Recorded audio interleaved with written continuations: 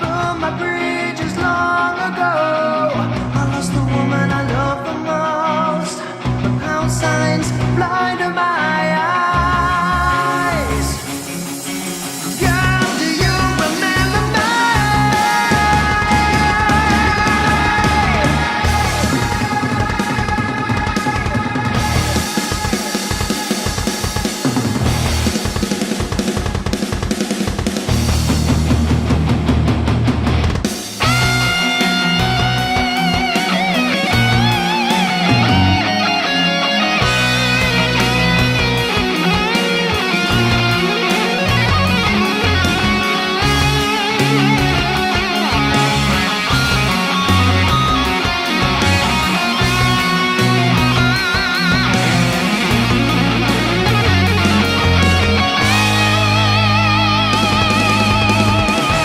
This is how the story goes. When you fly too close to the sun, you will see, you will get shot down, crucified by your greed. Hello, ladies and gentlemen. Welcome to another live stream Saturday. I hope you guys have had a good week and that your weekend has started well as well. Tonight's live stream is going to be different to the normal live streams because of a few reasons. First of all, we've got the authentic vocal video releasing tomorrow night, and that's what I've been working on for probably the last couple of months, where I'm going to be featuring 7 vocal coaches, and they're all going to be performing fully live, unaided in their performance that they sent to me for authentic vocal, and that's going to be happening tomorrow night at 7 o'clock over on the Authentic Vocal channel. So that's at Official Authentic Vocal on YouTube if you want to subscribe over there. But just make sure that you are ready for that video tomorrow, because yeah, I think it is something that's very rare nowadays to find a video with multiple performances that are totally genuine. And I think it's great that we can have a listen to vocal coaches and vocal coaches that I reached out to a few months ago who have agreed to join me on the Authentic Vocal channel and perform as they have done just totally naturally. So we've got that. We've also got the Authentic Vocal merchandise. So this has the Authentic Vocal registered trademark, and I'm hosting that here on the Wings of Pegasus channel. So if you have a tray underneath this video, then you will be able to go to the end of that, and there'll be a couple of items on the end there. And this is the Dashery store that has the Authentic Vocal cap and a shirt, but there's lots of other things as well, like hoodies. So we can start to maybe roll that out. So we've got people maybe walking around with the Authentic Vocal registered trademark, and people might ask, oh, what's that? And then you'll be able to say it is something that authenticates natural vocals, so you know exactly what you're listening to when you go to watch a live show. And with the videos that I'm sent through as well on the Authentic Vocal channel, that's sometimes the performances that I do put the mark on when people have approached me wanting to get a particular performance authenticated. So those are 2 reasons. Now the third reason why is going to be very much different tonight is because I can't talk for very long. And obviously some people will think, well, you talk all the time. But it's because I've had, for the last 3 days, a problem with my wisdom tooth. And 3 days ago, it was hurting quite a lot. And I thought, oh, well, it'll pass and it'll be fine. And then a couple of days ago, it wasn't getting any better and was becoming a lot more sensitive, a lot more painful. And then yesterday, I was struggling to open my mouth to even eat, and it was starting to spread a bit. And then, yeah, today I tried to make an emergency appointment with the dentist, but of course the number that the NHS, National Health Service, gave me, one of them just didn't ring at all. It was an ended call instantly. And the other one were closed, and they're opening again at 9 a.m. on Monday. And I thought, well, I'm not particularly looking forward to having this amount of pain for the next 3 days, because I'll be having to ring to then try and make an appointment with the dentist. So it's I know it's a classic infection situation, because I had that before actually on the other side, and I can tell because it's starting to kind of spread underneath my chin, and yeah, very painful for just swallowing and talking. Just the vibrations of talking going through my jaw means that it does become a little bit uncomfortable when I start talking for any length of time. So hence why tonight I am going to be playing a couple of interview videos from Authentic Vocal, my other channel, and we're going to watch through those. I'll be in the live chat room as well, and I'll do my best to address the donations, but I will get everything up on screen. I think with the donations I'll just address them as briefly as I can, because I don't want to be talking for too long. But we will at the end have a Phil Jam if we do hit the target of, I just put 291 because it's Phil Jam number 291. So that's the reason behind that. And I'll see if I can get the lycometer up on screen, but it might, it's already moved around. It might be moving around a little bit. Oh, there it is, 196. So yeah, if you could hit the thumbs up, that'd be great, because I can play the guitar. I just can't talk for very long. So yes, we will be jumping into an interview with Chris Lipe when I was on Chris's channel. I have got that interview that we can jump into, and it's about, I think, half an hour in length, something like that, maybe a little bit longer. But yeah, it's just avoiding talking as much as possible. But I will quickly just say that Paul donated $5 and says, howdy all y'all, let's have fun tonight, please spike the likes, we need another Phil Jam, peace, love and rock. So thank you for that, and you don't have to donate, of course. Yeah, just watching is great. And for those that can't resist donating, between 45 and 60% goes to YouTube through the super chat window, and between 3 and 5% goes to PayPal through the PayPal link in the description below, but you don't have to donate. And really quickly, just to get through the donations, at the end of last live stream, Brinley donated £10, so thank you for that. And there was a message as well, but yeah, it's something that they said I don't have to read out, and that's why they donated after the live stream. So thank you for that. And Bruce donated £4 as well. Thank you, Bruce. And now Steve donated £5 as well. And Steve said, how do you create a song using a standard 12-bar blues progression, maybe in the key of C? That'll be something that I can maybe do in the future when I can kind of talk for a bit longer. Karen's donated £14 and 33 pence, so thank you for that. And this was to do with Gene Simmons testifying to Congress and saying that the radio station said that publicity is like payment, effectively. And this was, yeah, I mean, for people to say that, oh, if we're playing your music, the publicity we're giving you is payment, that's nonsense, because payment is money. You can't pay somebody in, oh, you might get more sales. Payment is payment. So yeah, I don't buy that argument. If you are a radio station and you can't afford, or if you're any business and you can't afford the product, then you're not a business. You can't take somebody's product and give it away for free and say, oh yeah, but think of all of the publicity you're getting, that's your payment. You say, well, no, that's my product that costs £500 and you're giving it away for free. So where do we make money as a business? So music is business, and your intellectual property you should be paid for. So Debbie donated £10 as well. Thank you for that. And Debbie says, hi Phil, sorry to hear about your wisdom tooth problem. I hope it gets better soon. Thanks for all you do. Love you, Debbie. So thank you for that. And by the way, I am now taking antibiotics. So my parents had some that, thankfully were not lying about the house, but they were part of a course that they didn't need to take the rest of them, so I can at least start fighting the infection now, and I've taken a couple of tablets for that, because yeah, certainly with what I've been told from the NHS, the person that I spoke to said about getting an emergency appointment, but that emergency appointment could potentially not even be on Monday, it could be on Tuesday. And from what I read on the internet, it does seem like it's an infection type thing, and they do say that if you have an infection, see a dentist immediately.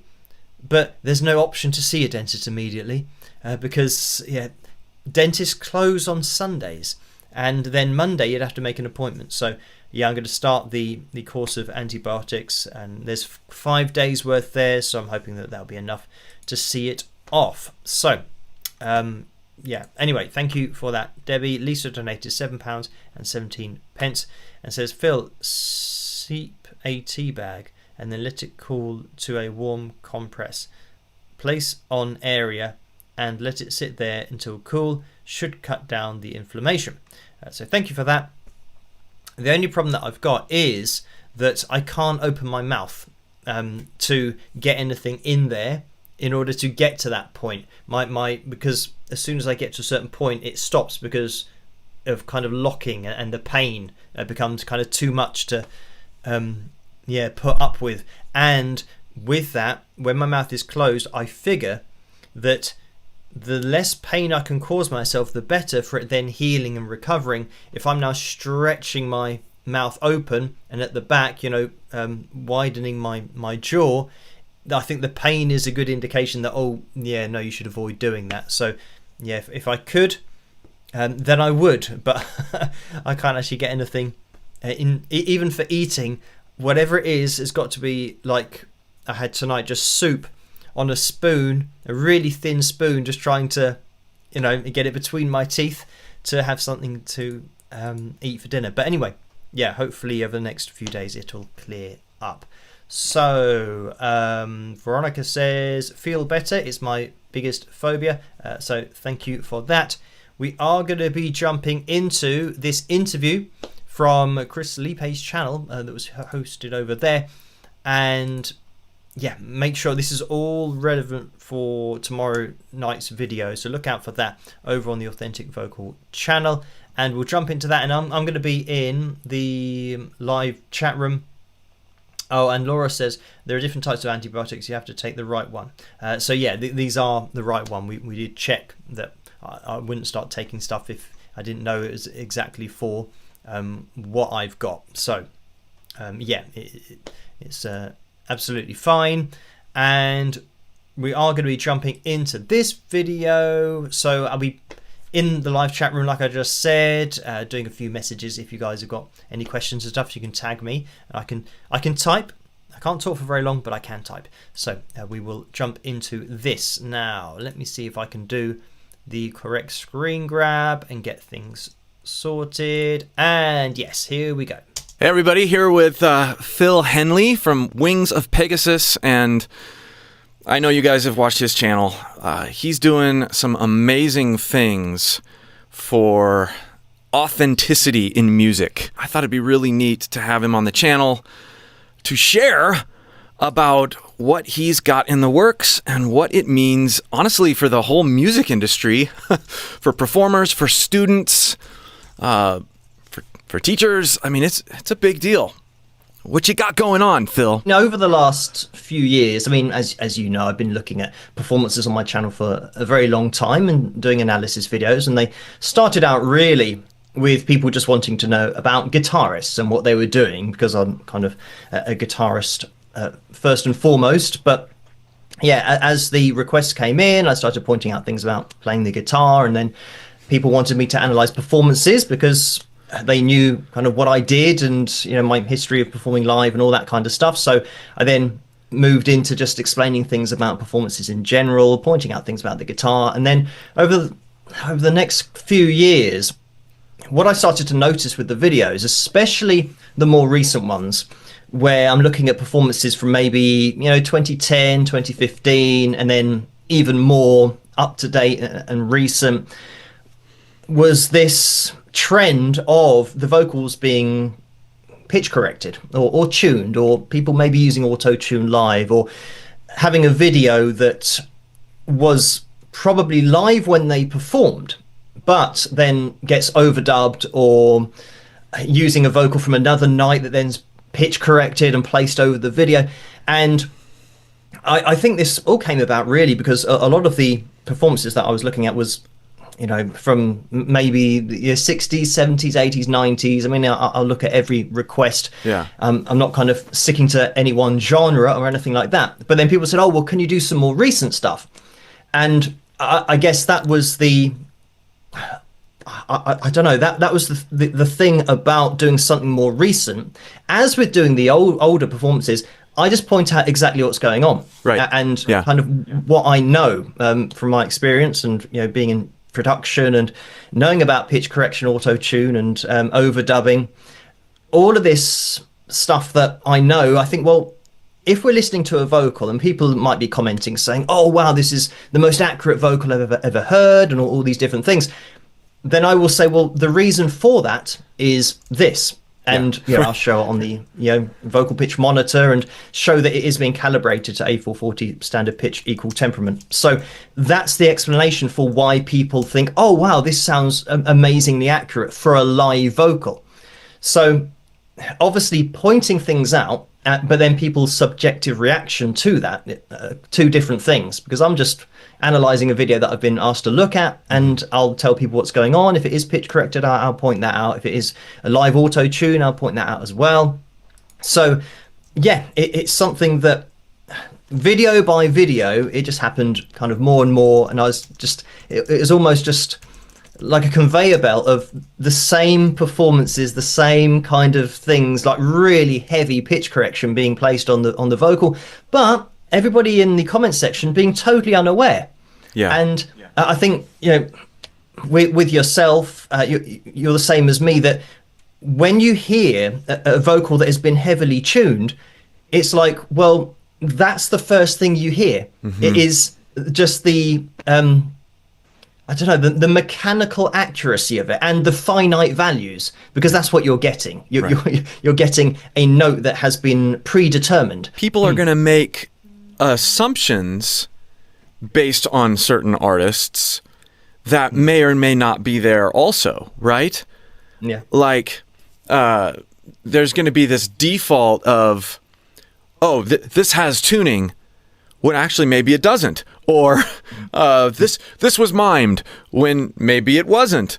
And so there's just this, there's almost this paranoia now about, like, I mean, on YouTube and live performances and stuff, where people don't know what's going on, and maybe they feel like they've been lied to, even in terms of, like, they're going to a live show and they show up and something's a little off. They're listening, they're watching, and the energy is, it sounds good, but it's too perfect. And wait a minute, are they miming, or are they using a lot of tracks? That's okay for certain situations, but I was told that this was so-and-so band live. So there's this value proposition that's not being met, or maybe not being met. And so it's caused this distrust and uneasiness, I think, for fans, that something needs to be fixed. Yeah, and that's very much the message that I get from fans of bands who have, as you say, maybe turned up to a show, and all you see on the advertising boards is this band live tour, and everyone is assuming live means actually doing it. Yeah. And I think that has been the definition probably since the beginning of music, that when you go to watch somebody live, that's why it's called live, because you're not listening to a CD. You are seeing, appreciating it live.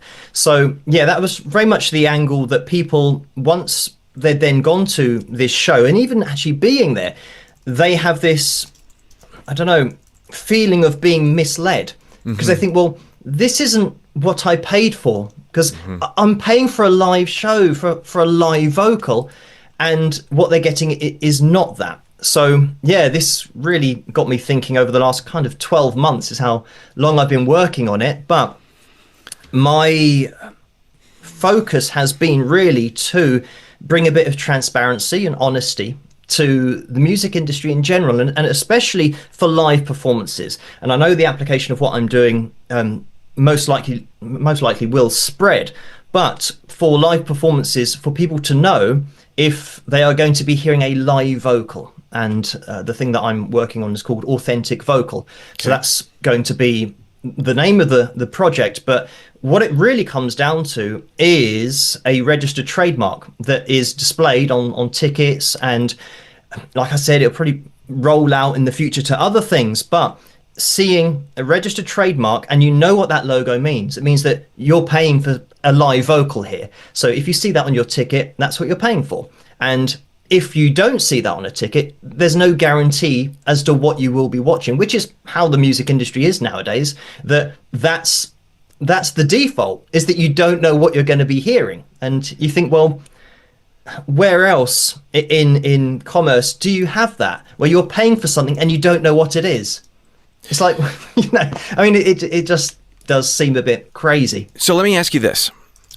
Well, first of all, one of the things I love about going to a show where I know the vocalist is singing live, sometimes because I've actually talked to that vocalist before the show, is that I can enter into this unique experience with that vocalist. I went to a Periphery show a little while ago, and they were doing 2 nights back to back, and it was one of the coolest concerts I've ever been to. I mean, I got to take the vocalist Spencer out for a steak dinner prior to the show, so we got to talk about which songs he was going to be singing, and he was mentioning that he wasn't feeling all that great, but he was going to power through anyway. And so I got to be in the audience knowing what his disposition was like, and like struggling through this, maybe a cold coming on. And then when he sung, Wax Wings off the new album, the whole time I'm like, well, is he going to be able to get that note, that one note that he just holds for a really long time at the end, and how he's going to handle the verse, how is he going to handle that one part? And I mean, it wasn't like the studio recording, but he delivered, and it was different, but it was amazing.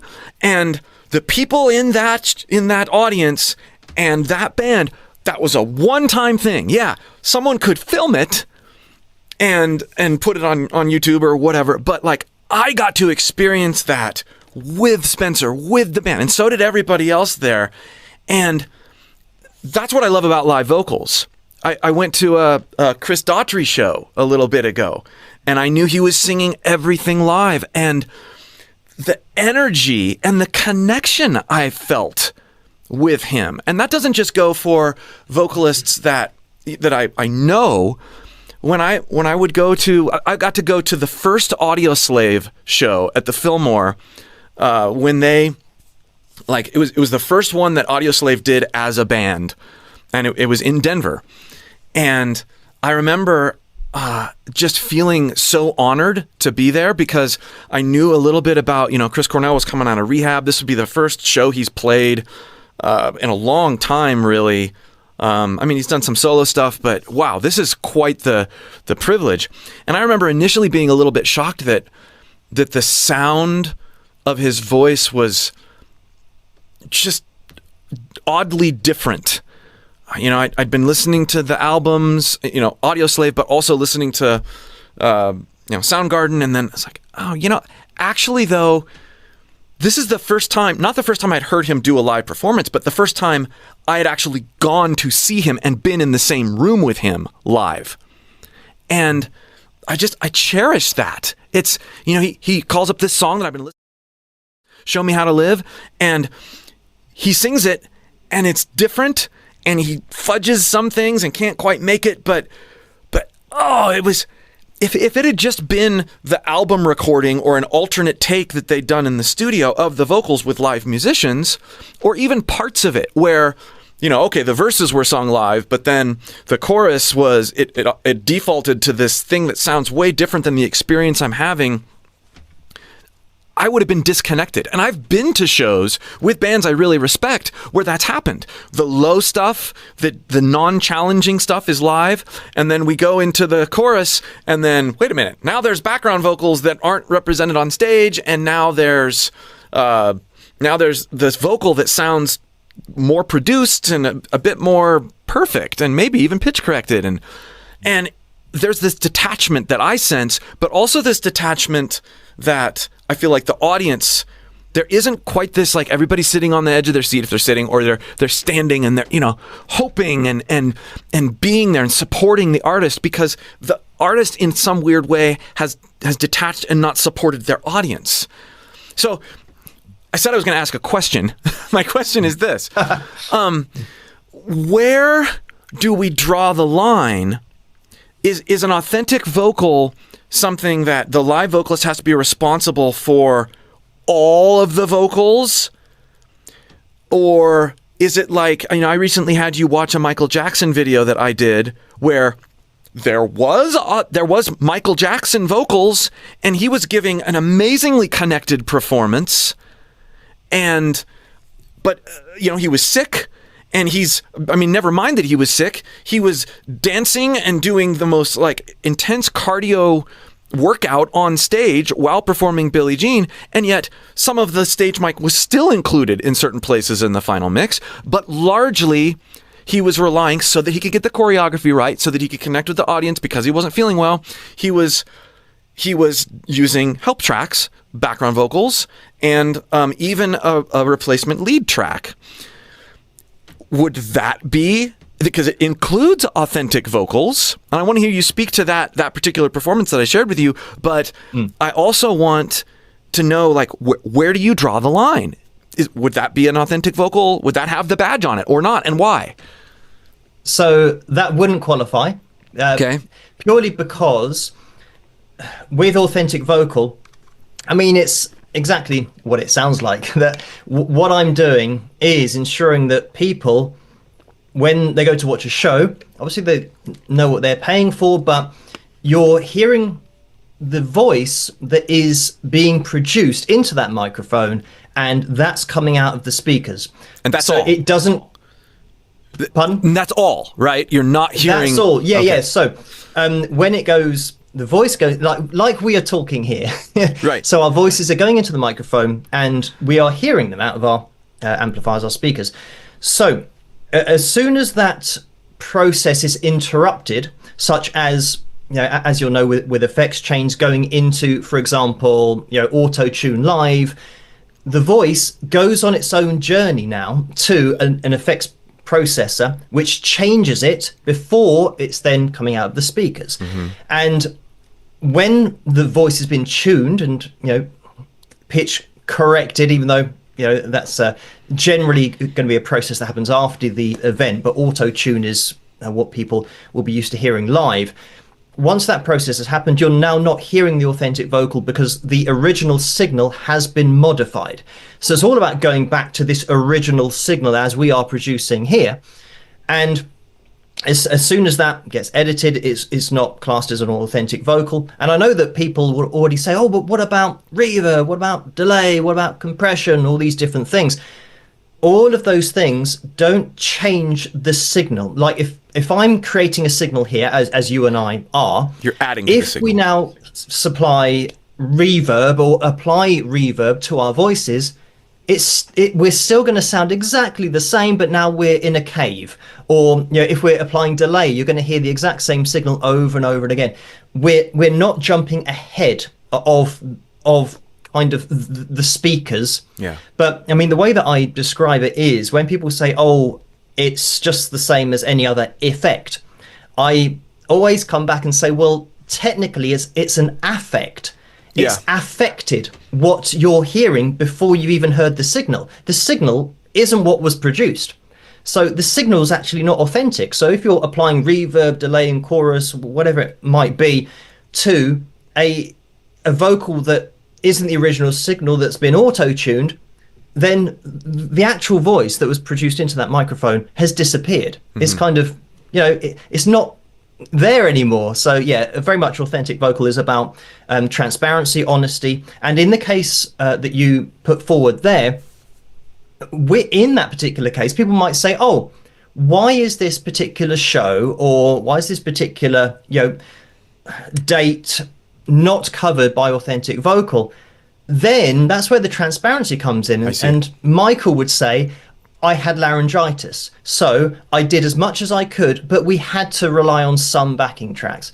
And I guess that's my ultimate goal, is for in the future for artists just to be able to say that.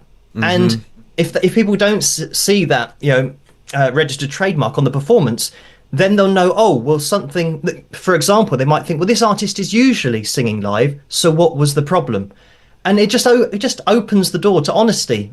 And because this is the other thing, that people know that you get ill, and that sometimes people have to cancel a show, or they might not be at their best vocally, and some singers might kind of push through that and just do as best they can, in which case that would still be covered by authentic vocal.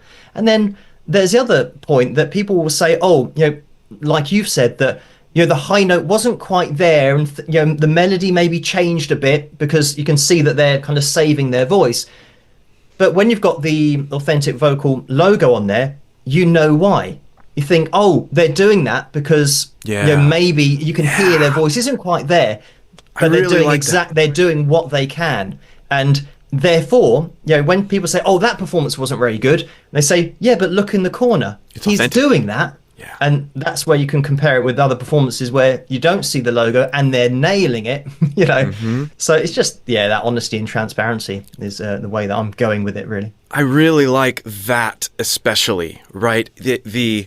Oh, this is live, but it's not quite where I expected it to be. Another vocalist that I've really appreciated in the performances that I've seen, he's not doing much at the moment, but is Brendan Urie. And, he would very routinely, lower songs that were really demanding live. And, I mean, Brendan as a, when he was doing stuff, monster live vocalist, monster studio vocalist, incredible entertainer. And yet, he was lowering stuff. And yet, he was doing things that were very obviously live. Of the stuff that I saw, I'm sure there's stuff out there where he's been doctored or something. I don't know, but he, in my mind, is one of those vocalists that I love to watch live, because I'm fairly certain I'm going to get an authentic performance. Something that hasn't been, it's going to be rougher than the studio recording, but that's actually why I'm looking for it. That's actually why I want to engage with it. Not because it's going to be as good. It's because it's different in ways that I, as a vocalist, can relate to. Because I know that when I try to do a one-take cover versus something that I have comped together, it's very, very different. And I have to approach my singing very, very differently. So talk about that. I mean, you're a student of the voice as well as guitar. What do you hope that authentic vocal is going to bring value-wise to you as a student? I think I've got the advantage of being able to hear all of the tuning, all of the pitch correction, all of the auto-tune. But I know that a lot of people can't hear that. So it means that what I'm judging another singer's performance on is different. Like yourself, when you're listening to somebody sing and it's genuinely live, you can hear all the tiny things that are different, that are purely because it is live. That the artist, the vocalist isn't going to be shredding their vocals every night, because it's impossible. So you're listening to how they're navigating their way as best they can through their live versions of the songs, that might mean you're kind of meandering around a melody and just taking maybe a semitone or a tone off a particular note. So even that makes the live performance unique, because you're hearing all of these different things going on that you wouldn't do otherwise. So as a student of the voice, because I've got that advantage, it means that all of the stuff that I know is tuned, I can put off to one side and think, well, that's unrealistic. Nobody's ever going to reach that, because that's hitting finite values and it's manipulated, and effectively it's a computer processor that is causing the voice to go to these places. So I can focus on the singers that are actually singing live and hearing what they're doing. So, authentic vocal, you said it's rolling out for live performances. Might be on a ticket, might be on a poster. You might see it on Instagram, like this tour is has the badge on it, and then may eventually roll out to YouTube channels or artists or whatever, right? Like my channel, I could enter into an agreement with you and say my channel is sponsored. It's not sponsored, but it is. Yeah, it's independently verified. By Authentic Vocal. Okay, independently verified as Authentic Vocal, which means I am committing to transparency. If something says it's a live one take, then that's a live one take. If something doesn't have that on there, then they know to expect that I have manipulated my voice later, I have punched, I have done different things.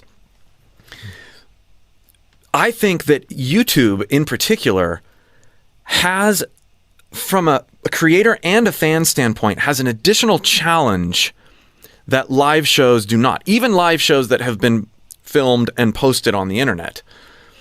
And that is, if you're doing, let's just say, a live one take vocal, live one take performance, the expectations of that are so high for viewers that it puts the creator in a weird spot, because man, and I know as a creator of certain one take performances, and if you watch my channel, you'll see there are ones that say live one take that I've done covers of, and then there are ones that intentionally do not say live one take. And if you listen really carefully, you can hear that I take more risks on the ones that aren't a live one take. I think that's cool. Like, when I'm proud of my body of work, and I can see, I know that, like, yeah, this doesn't say live one take anywhere on the video. I know that I punched that. I know that I comped that. And I'm still proud of the way it sounds, but I'm not making any claims. However, when I'm practicing for a one take performance, if I don't have my head in the right space when I go in to film it, there's a reason I don't do very many of them. It is the hardest thing to do, because I know it's a potential for me to judge myself based on how I feel others are going to hear me, and like, oh, I'm a vocal coach. This better be right because I'm a vocal coach. And so if I can't do the one take performance, and I've scrapped a lot of them, where I'm like, yeah, I should do a live one take of whatever. In fact, you'll see one of them that on my channel, I have a little short that is part of a video on me teaching how to sing high notes in a different way. And it's a snippet at the beginning of the video of me singing an Adele cover. And it's basically the chorus. And I initially set out to do that as a one take, and I couldn't hack it. I couldn't handle it. I got some of it, but my voice, getting the sound I wanted out of my voice, I didn't have the stamina to do it for the whole song, for multiple choruses, for that refrain at the end. And so I was like, well, you know what? I can still teach with this. I can still put this out there, but I do need to call it what it is. Yeah. And anyway, that's like a challenge for me, but I'd love to hear you speak into that challenge as a creator, where it's like, yeah, I mean, it's YouTube. It's going to live there forever, but people still expect, there is this sense of, and I do it to myself even though it's going to be a YouTube video and it's going to be a live one take, or even going to be like an acoustic version or whatever, it's going to be judged according to the original anyway. And so I should use all the tools I have at my disposal to make it as good as possible. Where's that line of punching and pitch correcting and for authentic vocal, what does that look like? Could it be that I release a song, an original song, and it is me miming to the whole song, but I'm not making a claim that it is me singing? Is that is that an authentic vocal? Because it is, by the definition of authentic, it's still authentic, even though it's a studio vocal, and I'm making a video that goes along with a visual just because I want to put it on YouTube. Or let's say it's even a lyric video that has it's an authentic vocal. I mean, I released a cover, or not a cover, an original song a little bit ago that I didn't do in one take, that has not auto-tune, but a little bit of manual pitch correction on certain notes. But that, for me as the creator of that song, that is one of the most authentic vocals I have ever laid down. Even though I punched, even though I manipulated it a little bit. How does that fit in to this whole thing? Yeah, well, I mean, first of all, yeah, from that creator standpoint, I agree that because it's been going on so long, there's this bar that's been set, and especially independent vocalists that are watching everybody else's videos that are perfect and pitch corrected. They think, well, how can I release something that isn't doing the same thing? Yeah, because it will stand out as not being as perfect as everybody else's video. And, people are influenced by that, and they will keep on, kind of joining everyone else. And that's very much why, it's an industry standard. So now people are doing it just because other people are doing it. Trying to keep up. So, yeah, exactly. So, it is very much a kind of downward spiral when you get into it. You think, well, if everyone's doing it, how do you kind of get out of that? Especially because of, peer pressure of wanting to be seen as good as these other singers that are all doing it. So, it's, we're very far into the rabbit hole of now actually trying to come out of that and saying, but I want to actually sing without, correcting my voice and doing it naturally. And obviously the authentic vocal logo will highlight performances in your example that you gave about singing all the way through. And again, it's something that it might roll out to YouTube and different videos, and my focus is really live shows. That's where I've got a lot of the emails about. But my channel just in itself is proof that, well, everyone doesn't know not only about a live show, everyone doesn't know about everything that's going on. So what would be great is if something like you've done where you get to see a one-take vocal, whether that became a trend, and it can be covered by authentic vocal, where you do a one take so that everybody now knows. It'd be great if established singers did it so that everyone had a true representation of that artist's voice, so that we kind of get into what is really being promoted in every corner of society about accepting our differences and just be yourself, be unique, accept your flaws.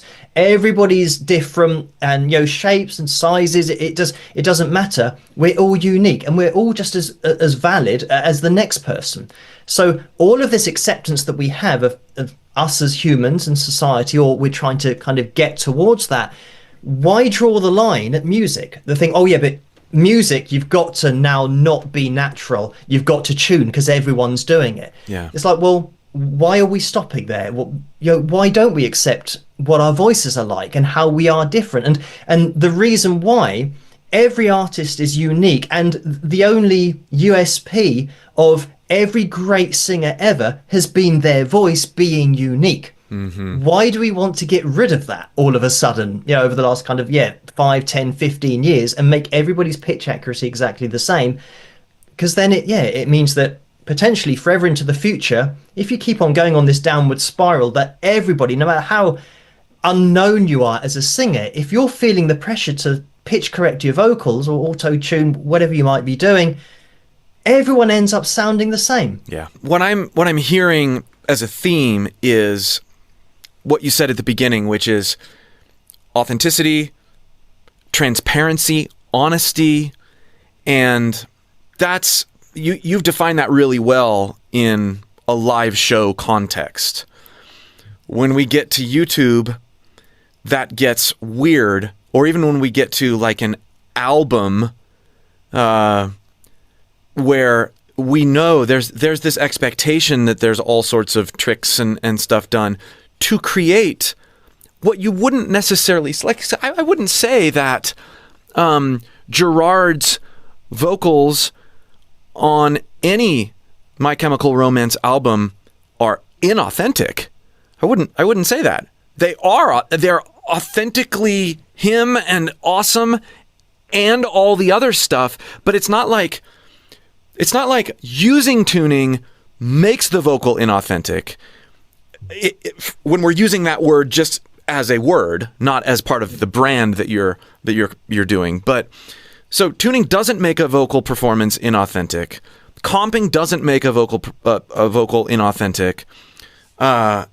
And I'm sort of trying to square that with like my favorite albums that I've connected with authentically, that have authentic yet produced and doctored vocals. Where do I put that? And yeah, so you've got the authentic artistry. I mean, what I always go back to is honesty, transparency. So when you're talking about an authentic artist and you say about somebody's vocal that they might have done in the studio that is authentically them, and that's talking from an artistic standpoint, that as an artist they are authentic and that's their voice. Now, if you were to say to that person, when you recorded that in the studio, did you do multiple takes? Of course, they will say, well, yes, I did. That's authenticity. So then you say, but did you use pitch correction? And they would say, oh, yes, we did. And if they're an authentic artist, they will say, I used it here, that note there, I used it there. And that's authenticity, and that's it. So all of these albums and things that we know, multiple takes, comp takes, and even a little bit of pitch correction in there, just to tweak a particular note here or there, the authenticity of it is the honesty. Yeah. And that's, again, every artist is different, and some artists might not want to tell people that they're doing stuff, but then you think, well, that would be classed as inauthentic. Yes. Because it's not authentically you, it's not authentically what happened, and there's no transparency to that. Excellent. So that's it. All of those examples of things that obviously as musicians and as singers and artists, we know what goes on in the studio, but there's still an authenticity to that. Yeah. And like you've said, where you go and watch a show and the singer might say, oh, I'm still doing this 40 years later, whatever it might be. And that is authenticity. That's what it's all about at the end of the day, and that's what I'm pushing for. And that's what, this whole movement is to cover. That it doesn't mean that everything is now, oh, that doesn't count because you used a bit of pitch correction.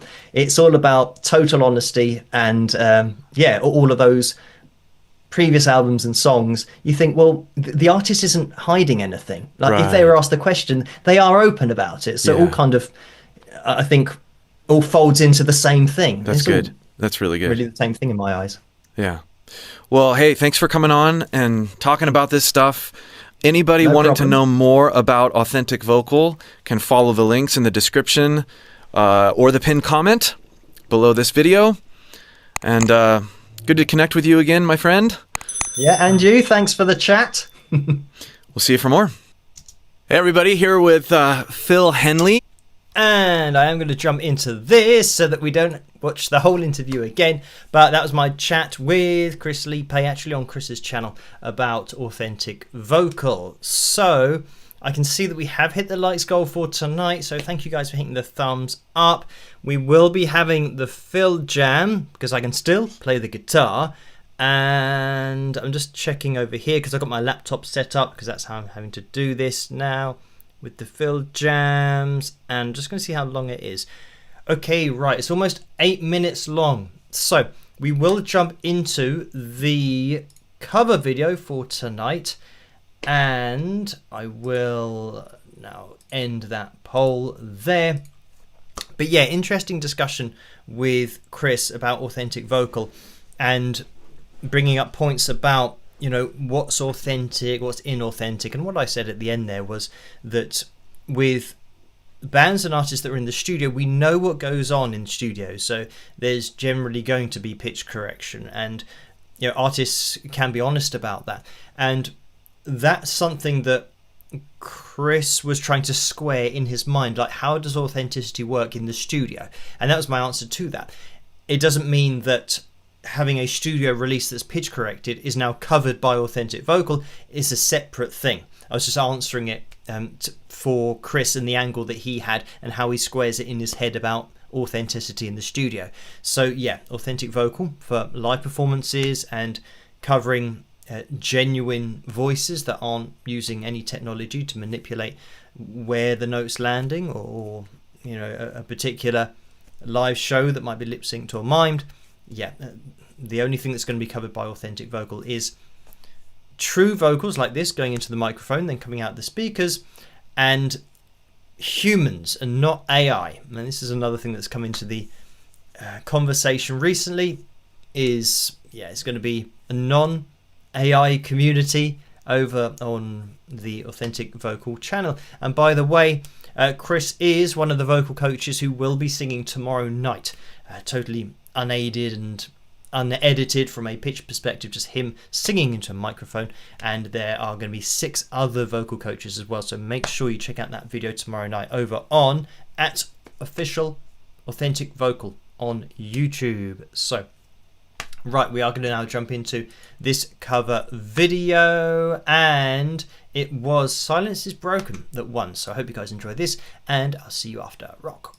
Hi guys, Phil here from Wings of Pegasus, and this is my first ever cover video on Patreon. The song is Silence is Broken by Damn Yankees, and thanks everyone for your support, and I hope you like the video. See you later. Rock.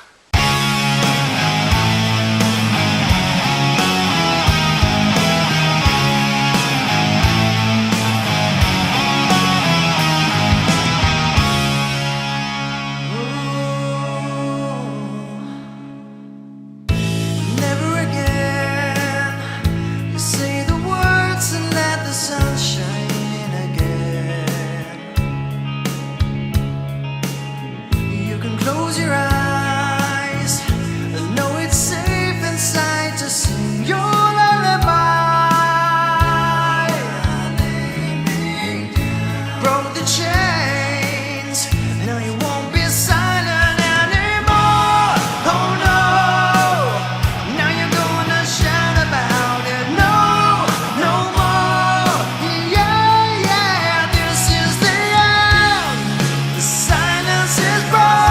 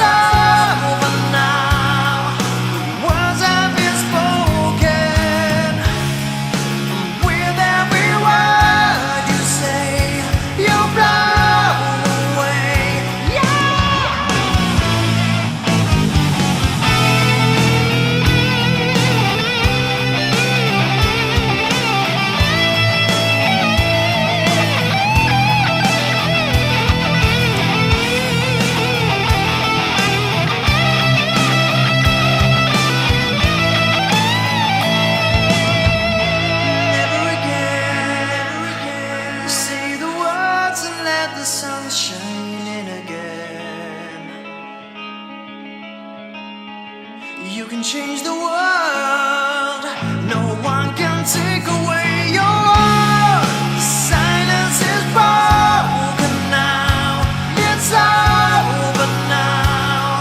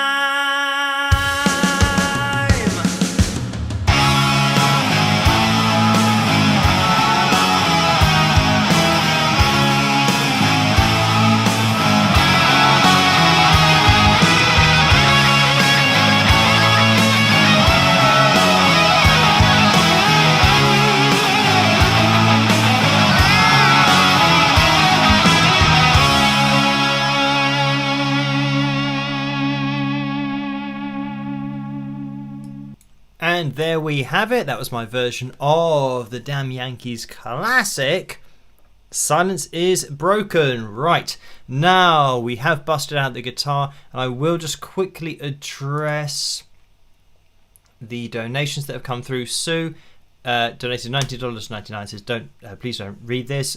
Feel better soon, thank you for that. Diamond Girl 1234 donated $5, says loves this cover and the vocals are so good, so thank you for that. And Johnny Be Good has donated 20 Norwegian kroner, says Merry Christmas Phil, good luck with tooth. So thank you for that, and Merry Christmas as well. And just quickly over on PayPal, Leonie's donated £10 and 1 pence and says I hope you're feeling better soon. Don't keep talking to us if it hurts. So thank you for that. And Lynn's donated £75. Thank you for that, Lynn. And the message is Phil, hope you get in to see the dentist sooner rather than later. Take care, Lynn. So thank you for that. And Dawn donated £5 and 73 pence and says, hi Phil, hope your tooth gets better. Merry Christmas to you and your family. So Merry Christmas to you as well. So thank you for that, Dawn. We are going to be jumping into this Phil Jam. Is that coming through? Hopefully that's coming through. Microphone is on. I think we're zoomed in. We might need to zoom out just a little bit. And here we have Phil Jam 291. Right. So you'll have to let me know if you can hear this. As for the levels, I don't think I can mess around too much with it, but we'll have a listen. See how this sounds. Oh, and by the way, this is from this is called Modern Rock Backing Track for Guitar in E major / C sharp minor, 100 beats per minute, and it comes from Backing Tracks by Tim on YouTube.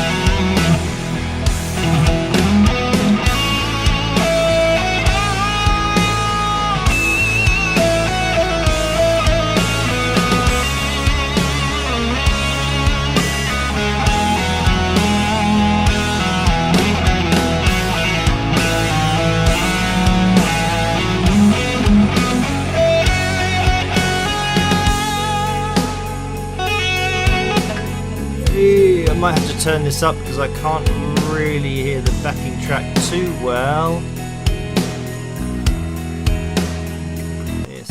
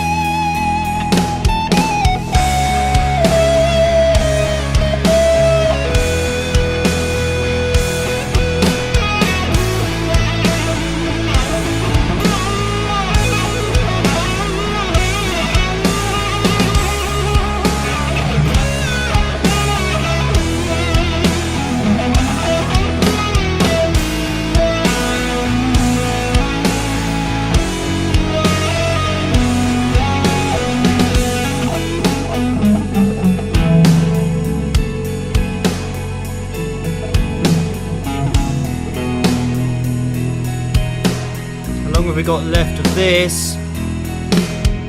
Oh, 56 seconds.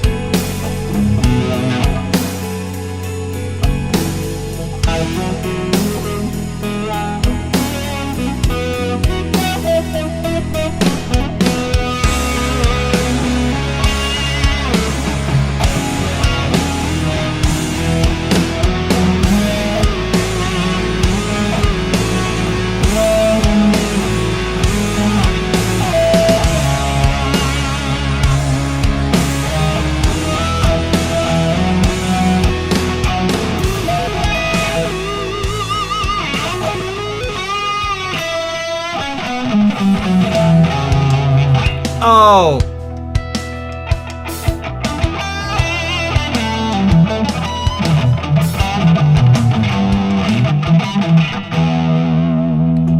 There we go. The track had actually ended, and then that was whatever that was at the end, the little jingle for the site. We played along to that, which actually turned out to be a better ending than the backing track. So that was modern rock backing track. Oh no, and Santa's here apparently. Let me. It's hijacked me with an advert at the end of the video, which I'm gonna have to watch until then, being able to tell you what the backing track was again. So that was modern rock backing track for guitar in E major / C sharp minor, 100 beats per minute, or 100 BPM, and that was from Backing Tracks by Tim on YouTube. So there we go. That was tonight's Phil Jam, but also the live stream as well. So thank you guys for tuning in. And let me just scroll up, because Veronica donated 6 things, saying very moving. Thank you, Phil. So thank you for that. And yeah, I did find out what the currency was, but I can't remember what it actually was. It was something that I hadn't heard of before. But anyway, thank you for that. Diamond Girl 1234 has donated $5 and says, thank you, Phil. I know how hard it is to be present when you are in pain. We love you and all you do. So thank you for that. And the message from Angela after the $20 donation is, Phil, sending you a million healing vibes from across the pond. So thank you for that. Right, I'm going to be calling it a day now, because we've done the full live stream. And yeah, a bit of a different one for tonight. Look out for that video tomorrow night on the Authentic Vocal channel at Official Authentic Vocal, because yeah, we'll be looking at Chris, who we had a look at earlier, and 6 other vocal coaches that I've bumped into on the internet over the years of myself doing analysis videos. So yeah, definitely a video that you'll want to check out. But thank you guys for tuning in tonight. So I'll be here with probably just a quick video tomorrow night regarding that video that's going to be over on Authentic Vocal, and we're going to be live streaming on Tuesday night again, hopefully, if everything sorts itself out with my wisdom tooth and all that stuff. And yeah, back to hopefully. Oh, but then I just remembered that there's something called Christmas next week, so it means we're going to be live streaming on Christmas Eve, which is going to be Wednesday. So there isn't going to be a live stream on Tuesday. I lost track of where we were in the month. So yeah, Wednesday night is going to be the live stream. So yeah, hopefully if it's had an extra day to recover, everything will be back to normal. We will see. But thank you guys for tuning in tonight. As I always say, try to stay as safe and as sane as possible in this crazy world in which we live. Have a fantastic rest of your weekend, and I'll see you tomorrow night, and then on Wednesday night on Christmas Eve. So I'll see you guys then. Rock!